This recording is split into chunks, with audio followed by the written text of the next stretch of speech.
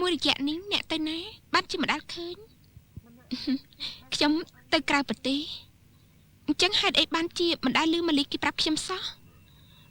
ព្រោះខ្ញុំមិនចង់ឲ្យអ្នកណាដឹងទាំងអស់រឿងនេះពូថាក្មួយគូតែប្រាប់ការពិតដល់ភូមិមិនបានទេពូដើម្បីសេចក្តីសុខរបស់ក្មួយទេទោះបីជាខ្ញុំខ្លាចទៅជាបែបណាខ្ញុំមិនស្ដាយក្រោយទេព្រោះខ្ញុំមិនចង់ឮពាក្យថាខ្ញុំហត់ទឹកសម្លឹងការហើយម្យ៉ាងវិញទៀតក្មួយទេអត់ស្រឡាញ់ខ្ញុំទេគឺខ្ញុំឈួនលួចស្រឡាញ់គេតែម្នាក់ឯងអញ្ចឹងសប្តាហ៍ថ្ងៃស្នាក់នៅណាខ្ញុំនៅជាមួយមិត្តក្បែរវត្តនេះឯងពូអញ្ចឹងរឿងទាំងអស់នេះចាំពូជួយអន្តរាគមន៍ក្មួយចុះស្អែកនេះពូនឹងទៅជួបភពនៅផ្ទាល់ណា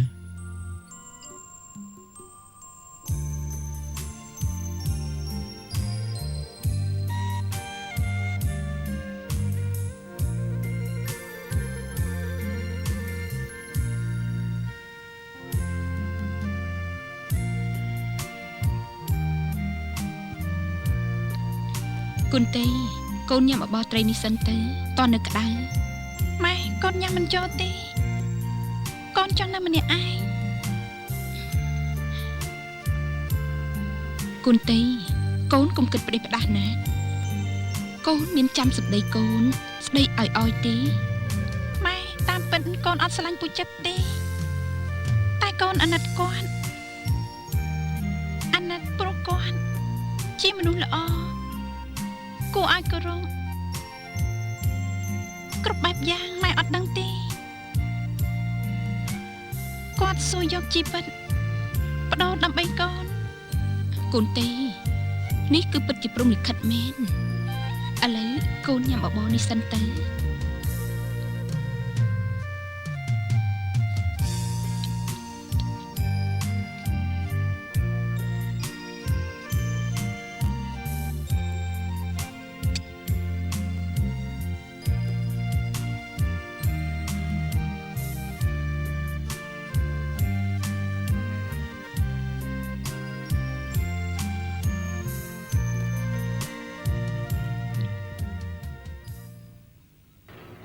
ញ៉ាំហើយកូនស្ងំគេងចុះ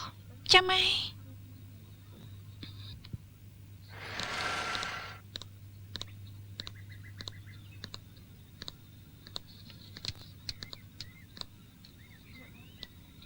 ក្មួយទៅយ៉ាងម៉េចហើយកូនទេស្ងំគេងហើយខ្ញុំចង់ជួបភូមិមានការ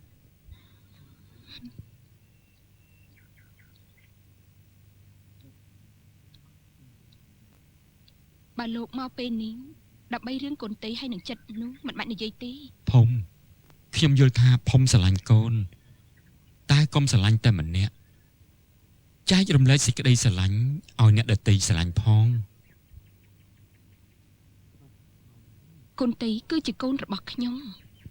អ្នកដទៃមិនអាចមកចែករំលែកក្តីស្រឡាញ់ពីខ្ញុំបានទេអ្វីដែលខ្ញុំធ្វើនេះគឺដើម្បីកូនខ្ញុំគឺខ្ញុំជាអ្នករកអនាគតឲ្យកូនរបស់ខ្ញុំ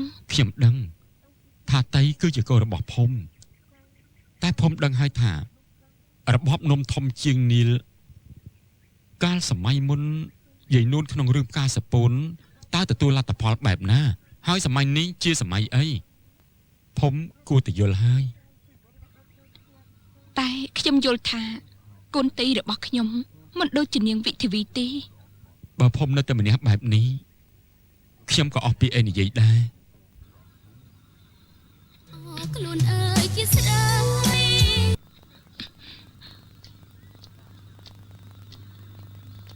អំរងក្មួយទេ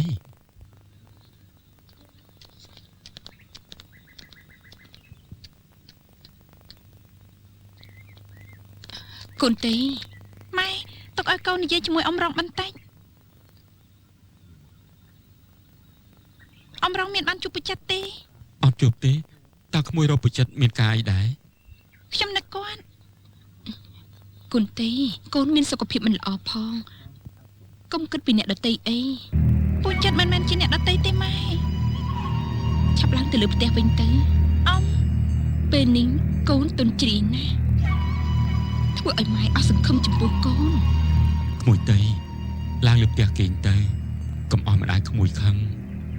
ក្មួយល្អស្ដាប់អ៊ំណាចាអូនភុំខ្ញុំលាសិនហើយ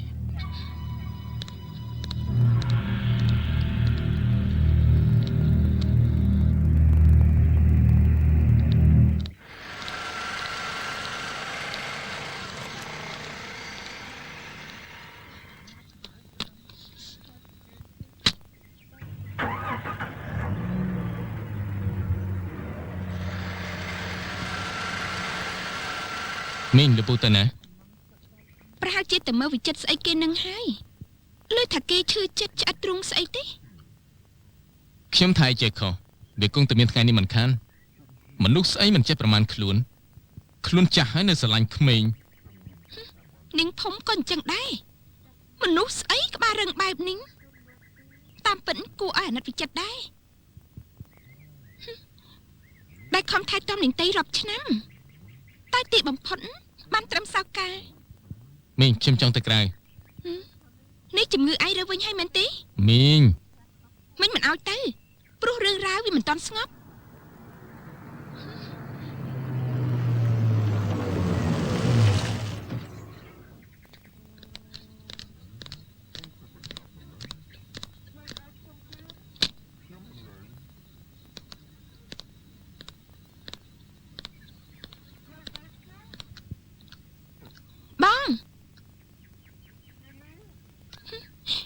យ៉ាងម៉េចហើយវាចិត្តកាប់ໄວដល់កំសត់នោះមិនកូនដឹងព្រោះធីរីគេប្រាប់អូនអស់ហើយបើគិតឲ្យសັບទៅក៏គួរឲ្យអាណិតចិត្តដែរនឹងភុំនេះប្រហែលជាកើតជំងឺអ្វីមួយយ៉ាងហើយកើតជំងឺអីទៅជំងឺស្នេហានោះអីតែប៉ុណ្ណាមីងទឹករលកស្ងប់ទៅហើយរំលឹកធ្វើអីទៀតឯងកុំចេះ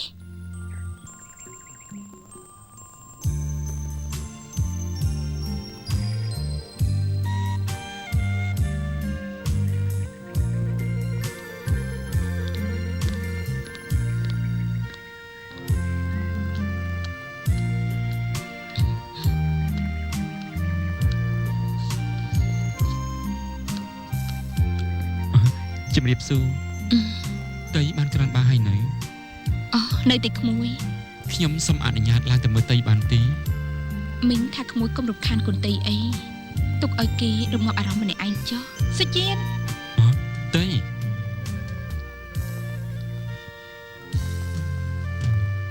គុនទីម៉ែ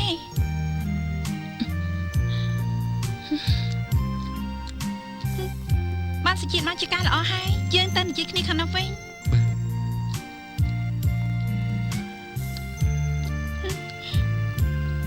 សុជាតិមានដែលបានជួបប្រចិត្តទេ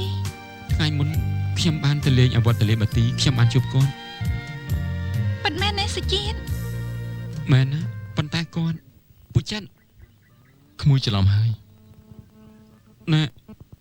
ខ្ញុំមិនច្រឡំទេពូគឺពុចិនតា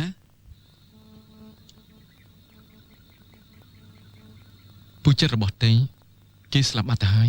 តែខ្ញុំថាពូពិតជាពូចិត្តពិតប្រកបមែនពូដឹងទេសពថ្ងៃតីធ្លាក់ខ្លួនឈឺព្រោះតែនឹកពូនឹងណាខ្ញុំមិនដែលស្គាល់តីណាទេហើយក្មួយក៏ខ្ញុំមិនដែលស្គាល់ដែរ